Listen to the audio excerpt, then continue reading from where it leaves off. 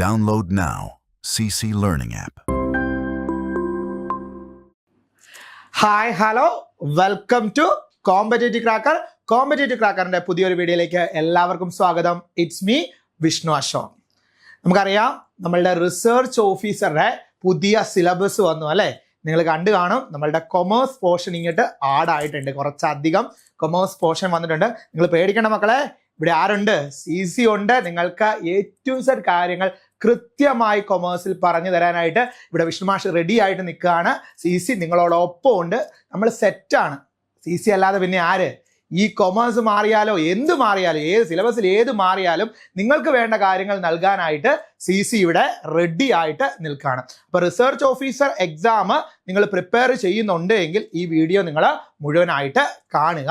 നമ്മൾ പ്രീവിയസ് ഇയറുകളിൽ ചോദിച്ചിട്ടുള്ള കുറച്ച് ക്വസ്റ്റ്യനുകളും, അതായത് PSC ഈ ഒരു സിലബസ് അനുസരിച്ച് പല എക്സാമുകൾക്കായിട്ട് പ്രീവിയസ് ഇയറുകളിൽ ചോദിച്ചിട്ടുള്ള കുറച്ച് ക്വസ്റ്റ്യനുകൾ നമ്മൾ കാണും. അതുപോലെ തന്നെ വൺ ഓഫ് ദി ഇമ്പോർട്ടൻ്റ് ആയിട്ടുള്ള ഒരു മൊഡ്യൂൾ, അതായത് നമ്മളുടെ റിസർച്ച് ഓഫീസറുടെ ആ ഒരു പർട്ടിക്കുലർ ആയിട്ട് മാറിയ സിലബസിനകത്ത് ഒരു മൊഡ്യൂൾ, കൊമേഴ്സിന്റെ ഒരു മൊഡ്യൂൾ നമ്മൾ ഈ ഒരു വീഡിയോയിലൂടെ ഡിസ്കസ് ചെയ്യുന്നുണ്ട്. അപ്പൊ സെറ്റ് അല്ലേ മക്കളെ? നമുക്ക് സ്റ്റാർട്ട് ചെയ്യാം. ഓക്കെ ആണല്ലോ? അപ്പൊ നമുക്ക് നോക്കാം. ആദ്യമായിട്ട് നമ്മൾ പരിചയപ്പെടാൻ പോകുന്നത് വൺ ഓഫ് ദി ഇമ്പോർട്ടൻ്റ് ആയിട്ടുള്ള ഒരു ക്വസ്റ്റ്യൻ തന്നെയാണ്. Consider the following statement regarding amalgamation. നമുക്കറിയാം, കൊമേഴ്സ് പഠിച്ചിട്ടുള്ള ആളുകളെ സംബന്ധിച്ചിടത്തോളം കൊമേഴ്സ് റിലേറ്റഡ് ആയിട്ടുള്ള PSC എക്സാമുകൾക്കെല്ലാം തന്നെ ഇമ്പോർട്ടൻ്റ് ആയിട്ട് ചോദിക്കുന്ന ഒന്നാണ് ഏതെന്ന് പറയുന്നത് അമാൽഗമേഷൻ എന്ന് പറയുന്നത്. അഡ്വാൻസ്ഡ് ഫിനാൻഷ്യൽ അക്കൗണ്ടിങ് എന്ന് പറയുന്ന ഏരിയയിലുള്ള ഒന്നാണ് ഏതെന്ന് പറയുന്നത് ഈ അമാൽഗമേഷൻ എന്ന് പറയുന്നത്. സിമ്പിൾ ആയിട്ട് ഓർത്ത് വെക്കുക. അമാൽഗമേഷൻ എന്ന് പറഞ്ഞു കഴിഞ്ഞാൽ രണ്ടോ അതിലധികമോ കമ്പനികൾ കൂടിച്ചേർന്ന് ഒരു പുതിയ കമ്പനി ഫോം ചെയ്യുന്നതിനെയാണ് എന്തെന്ന് പറയുന്നത്? അമാൽഗമേഷൻ എന്ന് പറയുന്നത്. അതായത് ഇപ്പൊ നമുക്ക് രണ്ട് കമ്പനികൾ എടുക്കാം. A എന്ന് പറയുന്ന ഒരു കമ്പനി, B എന്ന് പറയുന്ന മറ്റൊരു കമ്പനി. ഈ രണ്ട് കമ്പനികളും കൂടി ഡിസൈഡ് ചെയ്യാണ് ലിക്വിഡേറ്റ് ചെയ്യാനായിട്ട്. ഈ രണ്ട് കമ്പനികൾ ലിക്വിഡേറ്റ് ചെയ്ത് XY ലിമിറ്റഡ് എന്ന് പറയുന്ന പുതിയ ഒരു കമ്പനി രൂപപ്പെടുന്നുണ്ട് എങ്കിൽ അതിന് പറയുന്ന പേരാണ് അമാൽഗമേഷൻ എന്ന്. ഇങ്ങനെ ലിക്വിഡേറ്റ് ചെയ്യുമ്പോൾ, രണ്ട് കമ്പനികൾ ലിക്വിഡേറ്റ് ചെയ്യുമ്പോൾ ഇനി പിന്നീട് ഇതിന് ഇൻഡിവിജ്വൽ ആയിട്ടുള്ള എക്സിസ്റ്റൻസ് ഉണ്ടോ? ഇൻഡിവിജ്വൽ ആയിട്ട് പിന്നീട് ഈ രണ്ട് കമ്പനികൾക്കും എക്സിസ്റ്റൻസ് ഇല്ല. പിന്നീട് ബിസിനസ് നടത്തുന്നത് ആരായിരിക്കും? ഈ പുതിയ കമ്പനി മാത്രമായിരിക്കും. ഈ ലിക്വിഡേറ്റ് ചെയ്യുന്ന ഈ രണ്ട് കമ്പനികൾക്ക് പറയുന്ന പേരാണ് വെണ്ടർ കമ്പനി, അല്ലെങ്കിൽ എന്താണ് പറയുന്നത്? Transferor company. അതുപോലെ തന്നെ എന്താണ് പുതിയതായിട്ട് ഫോം ചെയ്യുന്ന കമ്പനിക്ക് പറയുന്ന പേരാണ് പർച്ചേസിംഗ് കമ്പനി, അല്ലെങ്കിൽ എന്താണ് ട്രാൻസ്ഫറി കമ്പനി. ഓർത്ത് വെച്ചോണം കേട്ടോ. ഇവിടെ നോക്കാം. In amalgamation in the nature of merger. Amalgamation രണ്ട് തരത്തിലുണ്ടെന്നും കൂടി ഓർത്ത് വെക്കണം. അമാൽഗമേഷൻ രണ്ട് രീതിയിലാണ് ഉള്ളത്. Amalgamation in the nature of മെർജറും amalgamation in the nature of പർച്ചേസസും. Amalgamation in the nature of merger ആണെങ്കിൽ ഒരു 5 കണ്ടീഷനുകളുണ്ട്. ആ 5 കണ്ടീഷനുകൾ നമ്മൾ പഠിക്കണം, മസ്റ്റ് ആയിട്ടും പഠിക്കണം. Amalgamation in the nature of 5 കണ്ടീഷനുകളുണ്ട്. 5 condition എന്ന് പറഞ്ഞു കഴിഞ്ഞാൽ ഒന്നാമത്തെ കണ്ടീഷൻ, അമാൽഗമേഷൻ നടക്കുമ്പോഴുള്ള അസറ്റ്സും ലൈബിലിറ്റീസും ഏത് കമ്പനിയുടെ? ഈ ലിക്വിഡേറ്റ് ചെയ്യുന്ന രണ്ട് കമ്പനികളുണ്ടല്ലോ, വൈൻഡ് അപ്പ് ചെയ്യുന്ന രണ്ട് കമ്പനി. ഈ രണ്ട് കമ്പനികളുടെ അസറ്റും ലൈബിലിറ്റിയും അമാൽഗമേഷന് ശേഷം ആരുടേതായിരിക്കും? പുതിയ കമ്പനിയുടേതായിരിക്കും. അതായത് ലിക്വിഡേറ്റിംഗ് കമ്പനി അല്ലെങ്കിൽ എന്താണ് ട്രാൻസ്ഫറർ കമ്പനികളുടെ എന്താണ് അസറ്റും ലൈബിലിറ്റിയും അമാൽഗമേഷന് ശേഷം ആർക്കുള്ളതായിരിക്കും? ട്രാൻസ്ഫറി കമ്പനിക്കുള്ളതായിരിക്കും. ക്ലിയർ ആണല്ലോ? അതുപോലെ തന്നെ അടുത്ത കണ്ടീഷൻ എന്ന് പറഞ്ഞു കഴിഞ്ഞാൽ എന്താണ്? Share holders holding not less than 90% of the face value of equity shareholders after the amalgamation, equity shareholders of the transferee company. അതായത് ഈ രണ്ട് കമ്പനികളുടെയും 90% കുറയാത്ത ഇക്വിറ്റി ഷെയർ ഹോൾഡേഴ്സും അമാൽഗമേഷന് ശേഷം ആരുടേതായിരിക്കും? പുതിയ കമ്പനിയുടേതായിരിക്കും. അതായത് ട്രാൻസ്ഫറർ കമ്പനികളുടെ ഇക്വിറ്റി ഷെയർ ഹോൾഡേഴ്സ് 90% കുറയാത്ത ഫേസ് വാല്യൂ ഉള്ള ഇക്വിറ്റി ഷെയർ ഹോൾഡേഴ്സും ഏതിൻ്റെതായിരിക്കും? പിന്നീട് ട്രാൻസ്ഫറി കമ്പനിയുടേതായിരിക്കും. ഓക്കെ ആണല്ലോ? ഇനി മൂന്നാമത്തെ കണ്ടീഷൻ, അതായത് ട്രാൻസ്ഫറർ കമ്പനികൾ നടത്തിക്കൊണ്ടിരുന്ന ബിസിനസ്സുകൾ ആഫ്റ്റർ അമാൽഗമേഷന് ശേഷം ആരുടേതായിരിക്കും? പുതിയ കമ്പനിയുടേതായിരിക്കും അല്ലെ? ഈ എയും ബിയും നടത്തിക്കൊണ്ടിരുന്ന ബിസിനസ് അമാൽഗമേഷൻ സംഭവിച്ചു കഴിഞ്ഞാൽ പിന്നീട് നടത്തുന്ന ആരായിരിക്കും? പുതിയ കമ്പനി ആയിരിക്കും നടത്തുന്നത്. ഇനി ഈ രണ്ട് കമ്പനികൾ ലിക്വിഡേറ്റ് ചെയ്തല്ലേ പുതിയ കമ്പനി ആകുന്നത്. അതുകൊണ്ട് തന്നെ ഈ പുതിയ കമ്പനി എന്ത് ചെയ്യണം? ഈ രണ്ട് കമ്പനികളുടെയും ഷെയർ ഹോൾഡേഴ്സിന്, രണ്ട് കമ്പനികളുടെയും ഇക്വിറ്റി ഷെയർ ഹോൾഡേഴ്സിന് ഒരു കൺസിഡറേഷൻ കൊടുക്കണം. അതിന് പറയുന്ന പേരാണ് പർച്ചേസ് കൺസിഡറേഷൻ. അതായത് ട്രാൻസ്ഫറി കമ്പനിയുടെ ഷെയർ ഹോൾഡേഴ്സിന് എന്ത് കൊടുക്കണം? ഒരു കൺസിഡറേഷൻ കൊടുക്കണം. അതിന് പറയുന്ന പേരാണ് എന്ത്? Purchase consideration. ഓക്കെ ആണല്ലോ. ഇനി ഈ രണ്ട് കമ്പനികളുടെയും ബുക്സ് ഓഫ് അക്കൗണ്ടുകൾ ഇനി ഇവർക്ക് ഇൻഡിവിജ്വൽ എക്സിസ്റ്റ് ഉണ്ടോ? ഇൻഡിവിജ്വലി ഇനി എക്സിസ്റ്റ് ചെയ്യുന്നുണ്ടോ ഈ രണ്ട് കമ്പനിയും? ഇല്ല, അത് വൈൻഡ് അപ്പ് ചെയ്തു. അതുകൊണ്ട് തന്നെ ഈ രണ്ട് കമ്പനികളുടെയും ബുക്സ് ഓഫ് അക്കൗണ്ടുകൾ ഇനി മെയിൻറ്റെയിൻ ചെയ്യുന്നത് ആരായിരിക്കും? XY എന്ന് പറയുന്ന XY എന്ന് പറയുന്ന ഈ കമ്പനി ആയിരിക്കും പിന്നീട് മുന്നോട്ടുള്ള ബുക്സ് ഓഫ് അക്കൗണ്ടുകൾ മെയിൻറ്റെയിൻ ചെയ്യുന്നത്. ഇങ്ങനെ 5 കണ്ടീഷനുകളാണ് ഉള്ളത്. 5 കണ്ടീഷനുകളാണുള്ളത്. ഇതിൽ ഏതെങ്കിലും ഒരു കണ്ടീഷൻ വയലേറ്റ് ചെയ്യുകയാണെങ്കിൽ ഏതെങ്കിലും ഒരു കണ്ടീഷൻ, അതായത് ഓൾ കണ്ടീഷൻ എന്നല്ല, ഏതെങ്കിലും ഒന്ന് വയലേറ്റ് ചെയ്താൽ തന്നെ അമാൽഗമേഷൻ ഇൻ ദ നേച്ചറിൽ നിന്ന് മാറി എന്തായിട്ട് മാറും? Amalgamation in the nature of purchases ആയിട്ട് മാറും. Amalgamation in the nature of മെർജറിൽ നിന്ന് മാറി amalgamation in the nature of purchases ആയിട്ട് മാറും. അപ്പൊ ഇവിടെ നോക്കിയേ, in amalgamation in the nature of merger all the assets and liabilities of the transferor company must be taken over by the book value will taken over ചെയ്യണം എന്നാണ് പറഞ്ഞേക്കുന്നത്. ഇവിടെ പറഞ്ഞേക്കാണ് എന്താണ്? The shareholders of the transferor company do not continue. do not ആണോ? അല്ല, continue ചെയ്യുന്നുണ്ട് അല്ലെ? ആരുടേതായിട്ട്? Transfer കമ്പനിയുടേതായിട്ട് continue ചെയ്യുന്നുണ്ട്. സോ സെക്കൻഡ് സ്റ്റേറ്റ്മെന്റ് തെറ്റാണ് അല്ലെ? അപ്പൊ ഇവിടെ ഫസ്റ്റ് സ്റ്റേറ്റ്മെന്റ് ആണ് ശരിയായിട്ടുള്ളത്. ഫസ്റ്റ് സ്റ്റേറ്റ്മെന്റ് മാത്രമേ ഉള്ളൂ. സോ ഇവിടെ ആൻസർ ഏതാണ് വരുന്നത് മക്കളെ? ആൻസർ ഏതാണ് വരുന്നത്? ഓപ്ഷൻ എ ആണ് അല്ലെ? അതായത് പൂളിംഗ് മെത്തേഡ് അനുസരിച്ച് എന്താണ്? ബുക്ക് വാല്യൂവിൽ തന്നെയാണ് അസറ്റും ലൈബിലിറ്റീസും നമ്മൾ എങ്ങോട്ട് ട്രാൻസ്ഫർ ചെയ്യുന്നത്? ട്രാൻസ്ഫറർ കമ്പനികളുടെ അസറ്റും ലൈബിലിറ്റീസും ട്രാൻസ്ഫറി കമ്പനിയിലേക്ക് ട്രാൻസ്ഫർ ചെയ്യുന്നത് ശരിയാണ്. ആൻഡ് സെക്കൻഡ് സ്റ്റേറ്റ്മെന്റ് തെറ്റായിട്ടുള്ളതാണ്. ബിക്കോസ് ഷെയർ ഹോൾഡേഴ്സ്, അതായത് ട്രാൻസ്ഫറർ കമ്പനികളുടെ ലിക്വിഡേറ്റ് ചെയ്യുന്ന കമ്പനികളുടെ shareholders after the amalgamation ആരുടേതായിട്ട് മാറും? ട്രാൻസ്ഫറി കമ്പനിയുടേതായിട്ട് മാറും. ആൻഡ് അടുത്തത് നോക്കുക, അബ്സോർപ്ഷൻ. അബ്സോർപ്ഷൻ എന്താണ്? അതായത് എ എന്ന് പറയുന്ന കമ്പനിയെ ഏറ്റെടുക്കുകയാണ്? ബി എന്ന് പറയുന്ന ഒരു ലാർജ് കമ്പനി ഏറ്റെടുക്കുകയാണ്. എക്ക് ഇനി എക്സിസ്റ്റൻസ് ഉണ്ടോ?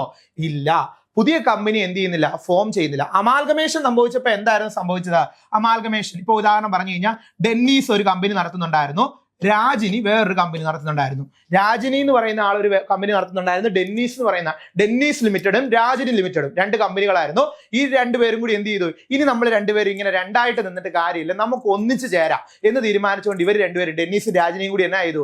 അവരുടെ കമ്പനി അങ്ങോട്ട് ലിക്വിഡേറ്റ് ചെയ്തിട്ട് അവർ 2 പേരും കൂടി പുതിയൊരു കമ്പനി ആയിട്ട് എന്ത് ചെയ്തു? XY എന്ന് പറയുന്ന ഒരു കമ്പനി സ്റ്റാർട്ട് ചെയ്തു. അതായത് ഈ 2 കമ്പനികളും എന്ത് ചെയ്തു? അവസാനിച്ചു. പിന്നീട് ഏത് മാത്രമേ ഉള്ളൂ? XY മാത്രമേ നിലനിൽക്കുന്നുള്ളൂ. അപ്പൊ പിന്നീട് രാജിനിക്ക് എക്സിസ്റ്റൻസ് ഇല്ല, ഡെന്നീസിന് എക്സിസ്റ്റൻസ് ഇല്ല. രാജിനിയും ഡെന്നീസും 2 ഇൻഡിവിജ്വൽ ആയിട്ടുള്ള കമ്പനികളായിരുന്നു. അവർ 2 പേരും ലിക്വിഡേറ്റ് ചെയ്തു. പിന്നീട് ആര് മാത്രമേ ഉള്ളൂ? XY എന്ന് പറയുന്ന കമ്പനി മാത്രമേ ഉള്ളൂ. അപ്പൊ അമാൽഗമേഷൻ ആണെങ്കിൽ ഇവിടെ എന്ത് സംഭവിക്കുന്നുണ്ട്? 2ഓ അതിലധികമോ ലിക്വിഡേഷനുകൾ സംഭവിക്കും, ഒരു ഫോർമേഷനും സംഭവിക്കും. എന്നാൽ അബ്സോർപ്ഷന്റെ കേസ് ആണെങ്കിൽ ഒരു ചെറിയ കമ്പനിയെ മറ്റൊരു വലിയ company ഏറ്റെടുക്കുകയാണ്.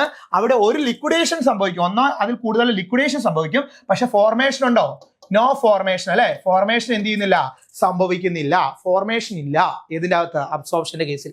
In absorption one company survive while the other company is dissolved without forming new company. ശരിയാ അല്ലെ? പുതിയ കമ്പനി ഫോം ചെയ്യുന്നുണ്ടോ? ഇല്ല. ആൻഡ് റീസൺ നോക്കിയേ, absorption involves the formation of A compulsory new entity. ആണോ? അബ്സോർപ്ഷൻ ആസ് കമ്പൽസറി ആയിട്ട് പുതിയൊരു entity form ചെയ്യുന്നുണ്ടോ? ഇല്ല. സോ റീസൺ തെറ്റാണ്, അസേർഷൻ ട്രൂ ആണ്. ഓപ്ഷൻ ഏതാണ്? ഓപ്ഷൻ സി ആണ് ആൻസർ ആയിട്ട് വരുന്നത്. മക്കളെ കൃത്യമായി മനസ്സിലാക്കണം. ഓപ്ഷൻ ഏതാണ്? ഓപ്ഷൻ സി ആണ് ആൻസർ ആയിട്ട് വരുന്നത്. ക്ലിയർ ആണല്ലോ? അടുത്ത ക്വസ്റ്റ്യൻ നോക്കാം. Accounting standards are primarily used to. അക്കൗണ്ടിങ് സ്റ്റാൻഡേർഡുകൾ നമുക്കറിയാം, നമ്മൾ അക്കൗണ്ടിങ്ങിന്റെ ബേസിക്കിനകത്ത് നമ്മൾ പഠിക്കുന്നുണ്ട് അക്കൗണ്ടിങ് സ്റ്റാൻഡേർഡുകൾ പ്രിമിനർലി യൂസ് ചെയ്യുന്നത് എന്തിനു വേണ്ടിയാണ്? അക്കൗണ്ടിങ് സ്റ്റാൻഡേർഡുകൾ ഒരു പർട്ടിക്കുലർ ആയിട്ടുള്ള ഫേമിൽ അല്ലെങ്കിൽ ഒക്കെ നമ്മൾ അക്കൗണ്ടിങ് സ്റ്റാൻഡേർഡുകൾ എന്ന് പറഞ്ഞു കഴിഞ്ഞാൽ എന്താണ്? അക്കൗണ്ടിങ് സ്റ്റാൻഡേർഡ് എന്ന് പറഞ്ഞാൽ ഒരു റിട്ടേൺ പോളിസി ഡോക്യുമെന്റ് ആണ്. അതായത് ഫിനാൻഷ്യൽ സ്റ്റേറ്റ്മെന്റുകൾ പ്രിപ്പയർ ചെയ്യുന്നത് എങ്ങനെയാണ്, അതിന്റെ പ്രിപ്പറേഷൻ, മെഷർമെന്റ്, റെക്കഗ്നിഷൻ, അതിന്റെ ഡിസ്ക്ലോഷർ, അതുമായിട്ട് ബന്ധപ്പെട്ടിട്ടുള്ള റൂൾസും റെഗുലേഷനുകളും ഒക്കെ അടങ്ങിയിട്ടുള്ള റിട്ടൺ ഡോക്യുമെന്റ് ആണ് ഏതെന്ന് പറയുന്നത്? അക്കൗണ്ടിങ് സ്റ്റാൻഡേർഡ് എന്ന് പറയുന്നത്.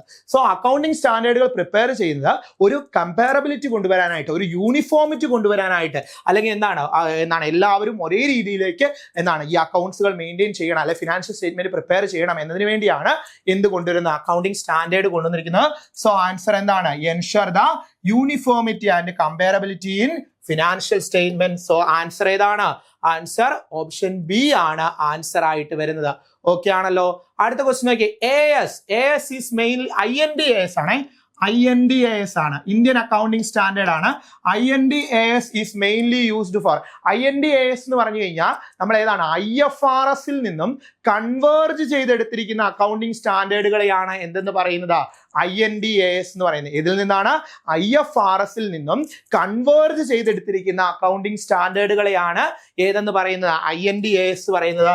സോ എന്താണ് ഇന്റർനാഷണൽ ഫിനാൻഷ്യൽ റിപ്പോർട്ടിംഗ് സ്റ്റാൻഡേർഡിൽ നിന്നും നമ്മളുടെ രാജ്യത്തിന്റെ എക്കണോമിക് സിറ്റുവേഷനും എക്കണോമിക് കണ്ടീഷനും ഇൻഡസ്ട്രിയൽ പോളിസിയും ഇൻഡസ്ട്രിയൽ പ്രാക്ടീസസും ഒക്കെ വെച്ചുകൊണ്ട് കൺവേർജ് ചെയ്തെടുത്തിരിക്കുന്ന അക്കൗണ്ടിംഗ് സ്റ്റാൻഡേർഡുകളാണ് ഏതെന്ന് പറയുന്നത് INDAS. So INDAS is mainly based on IFRS നിന്ന് 100% എടുത്തിട്ടില്ല, നമ്മുടെ സിറ്റുവേഷനുകളെയൊക്കെ നോക്കിയിട്ട് എന്ത് ചെയ്തേക്കാണ് അതിനകത്ത് നിന്ന് കുറെ അധികം ആപ്റ്റ് ആയിട്ടുള്ള കാര്യങ്ങൾ കൺവേർജ് ചെയ്ത് എടുത്തിട്ടുണ്ട്.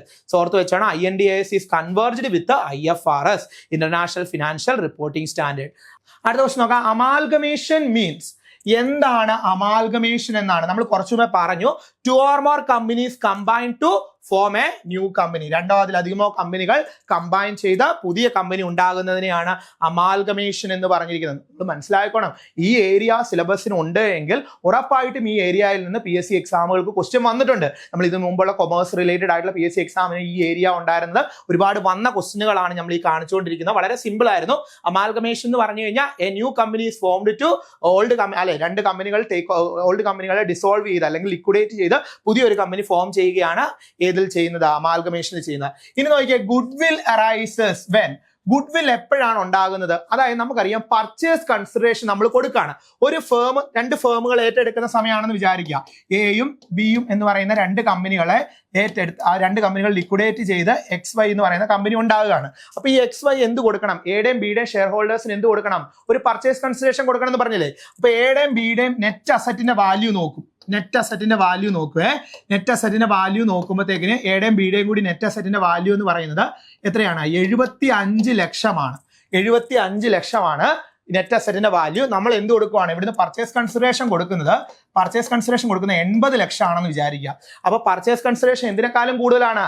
നെറ്റ് അസറ്റിനെക്കാളും കൂടുതലാണ്. പർച്ചേസ് കൺസിഡറേഷൻ നെറ്റ് അസറ്റിനെക്കാളും കൂടുതലാണെങ്കിൽ ആ കൂടുതലായി കൊടുത്ത തുകയെയാണ് എന്തെന്ന് പറയുന്നത്? ഗുഡ് വിൽ എന്ന് പറയുന്നത്. ഓർത്തു വെക്കുക, purchase consideration is greater than net asset.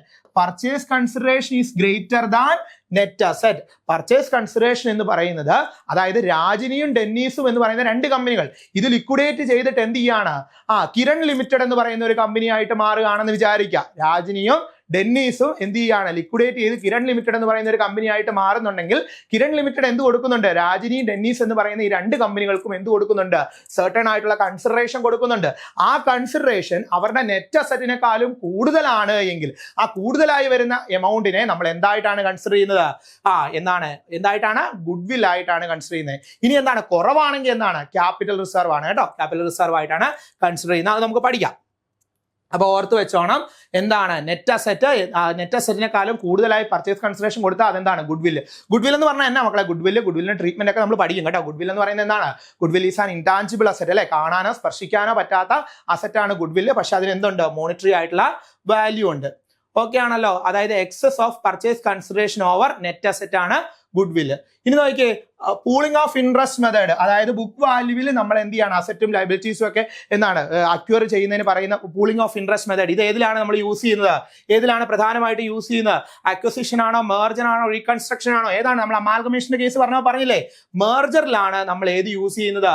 Pooling of interest method use ചെയ്യുന്നത്. Pooling of interest method apply merger. Amalgamation in the nature of മെർജറിലാണ് നമ്മൾ ഇത് യൂസ് ചെയ്യുന്നത്.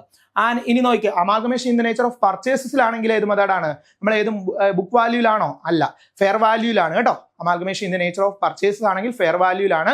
പൂളിംഗ് ഓഫ് ഇൻട്രസ്റ്റ് മെത്തേഡ് അല്ല, പർച്ചേസ് മെത്തേഡ് ആണ് യൂസ് ചെയ്യുന്നത് എന്നുള്ള കാര്യം ഓർത്ത് വെച്ചോണം കേട്ടോ. അമാൽഗമേഷൻ ഫ്രം മെർജറിലാണ് pooling of interest method use ചെയ്യുന്നത്.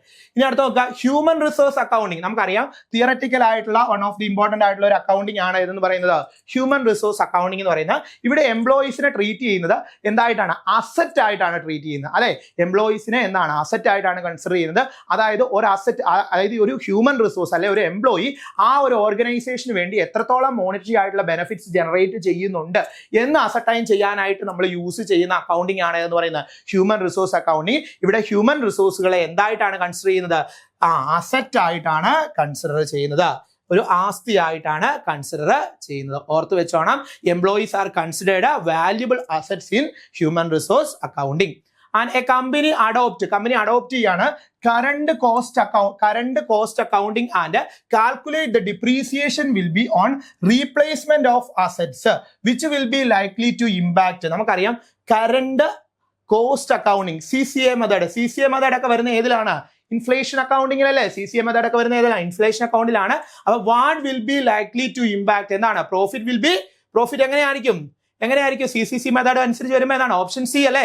ഏതാണ്? Profit will be more realistic ആയിരിക്കും അല്ലെ? അതായത് CCC provide the realistic profit അല്ലെ? Realistic profit by considering the current കോസ്റ്റിനെ കൺസിഡർ ചെയ്തിട്ടാണ് പോകുന്നത്. സോ കുറച്ചുകൂടി റിയലിസ്റ്റിക് ആയിട്ടുള്ള പ്രോഫിറ്റ് ആയിരിക്കും ഏത് മെത്തേഡ് വരുന്നത്? ഇൻഫ്ലേഷൻ അക്കൗണ്ടിങ് ഒക്കെ പഠിക്കുമ്പോൾ നമ്മൾ ഇത് ഡീറ്റെയിൽ ആയിട്ട് പഠിക്കുന്നുണ്ട് കേട്ടോ. അപ്പോൾ CCC മെത്തേഡ് യൂസ് ചെയ്യുന്നത്. അപ്പൊ നമ്മുടെ CCയിൽ റിസർച്ച് ഓഫീസറുടെ ക്ലാസ്സുകൾ പുതിയ ബാച്ച് ആരംഭിച്ചിട്ടുണ്ട്. 3 മണിക്കൂർ നീണ്ടു നിൽക്കുന്ന ലൈവ് ക്ലാസ്സുകളോടുകൂടിയാണ് ഈ ഒരു ബാച്ച് സ്റ്റാർട്ട് ചെയ്തേക്കുന്നത്. മാറി വന്ന സിലബസിനെ കൃത്യമായി മനസ്സിലാക്കി നിങ്ങളിലേക്ക് A to Z കാര്യങ്ങൾ എത്തിച്ചുകൊണ്ടുള്ള ക്ലാസ് ആണ്. റെക്കോർഡ് ക്ലാസ്സുകളും ലൈവ് ക്ലാസ് തന്നെ 3 അവേഴ്സിന്റെ ലൈവ് ക്ലാസ്സുകളുണ്ട്. അതുകൊണ്ട് തന്നെ A to Z കാര്യങ്ങൾ പറഞ്ഞു പോകാനായിട്ട് പറ്റും. നിങ്ങൾ എഫേർട്ട് ഇടാനായിട്ട് തയ്യാറാണ് എങ്കിൽ CC ഉണ്ട്. CC അല്ലാതെ മറ്റാരുമില്ല. നിങ്ങൾ എന്ത് ചെയ്യുക? CCയിലേക്ക് ജോയിൻ ചെയ്യുക. നമ്മുടെ ഈ ഒരു ബാച്ചിലേക്ക്, ഈ ഒരു ക്രാഷ് ബാച്ചിലേക്ക് ജോയിൻ ചെയ്ത് കഴിഞ്ഞാൽ നിങ്ങൾ ഉറപ്പായിട്ട് നിങ്ങളുടെ പഠന നിലവാരത്തെ നല്ല രീതിയിൽ ഉയർത്താനായിട്ട് പറ്റും. നല്ലൊരു റാങ്കിൽ എത്താനും ഒരു റിസർച്ച് ഓഫീസറായിട്ട് ജോലിയിൽ പ്രവേശിക്കാനായിട്ടും നിങ്ങൾക്ക് സാധിക്കും. കൊമേഴ്സിനെ ഓർത്ത് പേടിക്കേണ്ട മക്കളെ. ആരിവിടെ ഉണ്ട്? വിശ്വസാറുണ്ട് കേട്ടോ. സാറുണ്ട്. നമുക്ക് സെറ്റ് ആയിട്ട് പഠിക്കാം. എന്ത് ചെയ്യാം? കൊമേഴ്സ് എന്ന് പറയുന്ന ഏരിയ നിങ്ങൾ ഒരു കാരണവശാലും എന്ത് ചെയ്യണ്ട, പേടിക്കേണ്ട ആവശ്യമില്ല. ഓക്കെ ആണല്ലോ? സെറ്റ് ആണല്ലോ? അപ്പൊ വിഷ്ണു മാഷ് അടുത്ത ക്വസ്റ്റിലേക്ക് പോവാട്ടോ. പോവാണ്. നോക്കി ഇവിടെ എന്താ പറഞ്ഞേക്കുന്നത്? അസേർഷൻ റീസൺ ടൈപ്പ് ക്വസ്റ്റ്യൻ ഒരെണ്ണം പറഞ്ഞേക്കാണ്. എന്താണ്? Internal reconstruction. നമുക്കറിയാം റീകൺസ്ട്രക്ഷൻ പ്രധാനമായിട്ടും 2 രീതിയിലാണുള്ളത്. ഇന്റേണൽ റീകൺസ്ട്രക്ഷനും ഉണ്ട്, എക്സ്റ്റേണൽ റീകൺസ്ട്രക്ഷനും ഉണ്ട്. ഇന്റേണൽ റീകൺസ്ട്രക്ഷൻ എന്ന് പറഞ്ഞു കഴിഞ്ഞാൽ അവിടെ എന്ത് സംഭവിക്കുന്നില്ല? കമ്പനികൾ പുതിയതായിട്ട് ഫോം ചെയ്യുന്നില്ല. കമ്പനികൾ എന്തും ചെയ്യുന്നില്ല? ലിക്വിഡേറ്റും ചെയ്യുന്നില്ല. ലിക്വിഡേഷനും ഫോർമേഷനും സംഭവിക്കാതെ റീകൺസ്ട്രക്ഷൻ നടത്തുകയാണ്. ഏതിൽ ചെയ്യുന്നത്? ഇന്റേണൽ റീകൺസ്ട്രക്ഷൻ ചെയ്യുന്ന. ഇന്റേണൽ റീകൺസ്ട്രക്ഷൻ എന്ന് പറഞ്ഞാൽ എന്താണ്? കമ്പനിയുടെ ഇന്റേണൽ ആയിട്ടുള്ള ഫിനാൻഷ്യൽ സ്ട്രക്ചറിനകത്ത്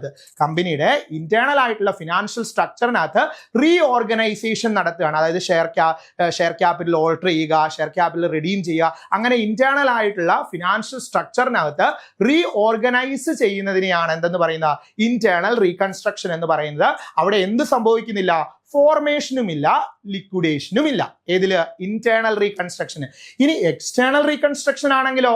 എക്സ്റ്റേണൽ റീകൺസ്ട്രക്ഷൻ ആണെങ്കിൽ ഹ്യൂജ് ആയിട്ടുള്ള ഫിനാൻഷ്യൽ ക്രൈസിസ് ഒക്കെ വരുമ്പോൾ ഒരു കമ്പനി എന്ത് ചെയ്യാണ്? ഡെലിബറേറ്റ്ലി ഫോം ചെയ്യണം. അതായത് ഇപ്പോൾ നടന്നുകൊണ്ടിരിക്കുന്ന എന്താണ്? നല്ല ഹ്യൂജ് ലോസ് ആണ്, ഫിനാൻഷ്യൽ ക്രൈസിസ് ആണ്. സോ എന്ത് ചെയ്യണം? ഒരു കമ്പനി ഫോം ചെയ്യണം എന്നുള്ള ഉദ്ദേശത്തോടു കൂടി തന്നെ ഒരു കമ്പനി എന്ത് ചെയ്യാണ്?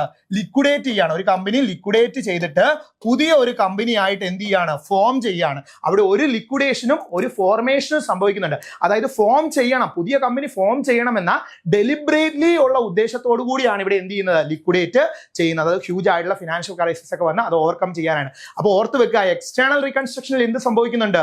ഒരു ലിക്വിഡേഷനും ഒരു ഫോർമേഷനും സംഭവിക്കുന്നുണ്ട്. അമാൽഗമേഷൻ ആണെങ്കിൽ എങ്ങനെയായിരുന്നു?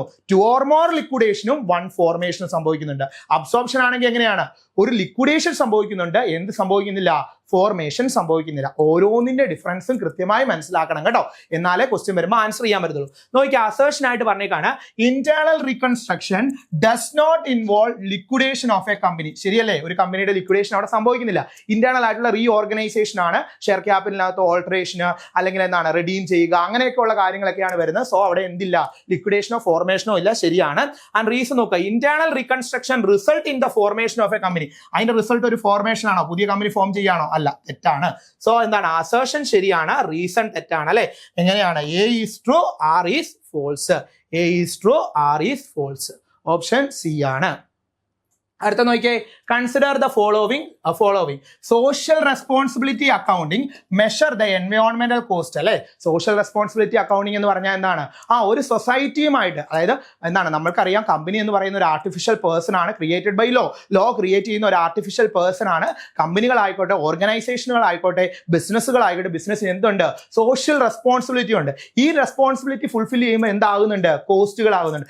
ആ കോസ്റ്റുകൾ എത്രത്തോളം ആ ഓർഗനൈസേഷനെ അഫക്റ്റ് ചെയ്യുന്നുണ്ട് എന്നുള്ള കാര്യത്തെ പറ്റി അസർട്ടൈൻ ചെയ്യാനായിട്ട് നമ്മൾ പ്രിപ്പയർ ചെയ്യുന്ന അക്കൗണ്ട് ആണ് ഏതെന്ന് പറയുന്നത്, അല്ലെ അക്കൗണ്ടിങ് ആണ് ഏതെന്ന് പറയുന്നത്? Social responsibility account. It's measure the എൻവയോൺമെന്റൽ കോസ്റ്റ്. ശരിയാ അല്ലെ? It improve the corporate image. അല്ലെ, സോഷ്യൽ റെസ്പോൺസിബിലിറ്റി അക്കൗണ്ടിങ് ഒക്കെ കൃത്യമായിട്ട് ചെയ്യുന്ന ആളുകളാണ് എങ്കിൽ അവിടെ എന്ത് ചെയ്യുന്നുണ്ട്? ഇംപ്രൂവ് ചെയ്യുന്നുണ്ട്. അല്ലെ, കോർപ്പറേറ്റ് ആയിട്ടുള്ള ഇമേജ് ഇംപ്രൂവ് ചെയ്യുന്നുണ്ട്. It mandatory under all accounting standard. എല്ലാ അക്കൗണ്ടിങ് സ്റ്റാൻഡേർഡ്, അതായത് മാൻഡേറ്ററി ആയിട്ടുള്ള ഒന്നല്ല സോഷ്യൽ റെസ്പോൺസിബിലിറ്റി. അതിനൊരു പ്രോപ്പർ ആയിട്ടുള്ള അക്കൗണ്ടിങ് സ്റ്റാൻഡേർഡുകളൊന്നും ഇല്ല. സോ ഓപ്ഷൻ എന്താണ്? പാർട്ട്, അതായത് സ്റ്റേറ്റ്മെന്റ് 3 തെറ്റാണ്. സ്റ്റേറ്റ്മെന്റ് 1 ഉം 2 ആണ് ശരി. ഓപ്ഷൻ 1, 2 ആണ് ആൻസർ ആയിട്ട് വരുന്നത്. മനസ്സിലായോ മക്കളെ? 1, 2 ആണ് ആൻസർ ആയിട്ട് വരുന്നത്. ഓപ്ഷൻ എ ആണ് ആൻസർ ആയിട്ട് വരുന്നത്. മനസ്സിലായല്ലോ? കൃത്യമായിട്ട് പഠിക്കുക, കൺസിസ്റ്റന്റ് ആയിട്ട് പഠിക്കുക, മാക്സിമം ഫോക്കസ് ചെയ്ത് പഠിക്കാനായിട്ട് ശ്രമിച്ചോണം. അപ്പൊ നമ്മൾ ഇന്നാണ് ഈ ഒരു മൊഡ്യൂൾ നിങ്ങൾ നോക്കിയാൽ മനസ്സിലാവും അല്ലെ, നമ്മുടെ സിലബസിനകത്ത് കൃത്യമായി പറയുന്നുണ്ട്. Advanced financial accounting and emergency എന്നൊക്കെ പറയുന്ന ആ ഒരു മൊഡ്യൂൾ ഉണ്ട് അല്ലെ, 4ാമതായിട്ട് കിടക്കുന്ന മൊഡ്യൂളാണ്.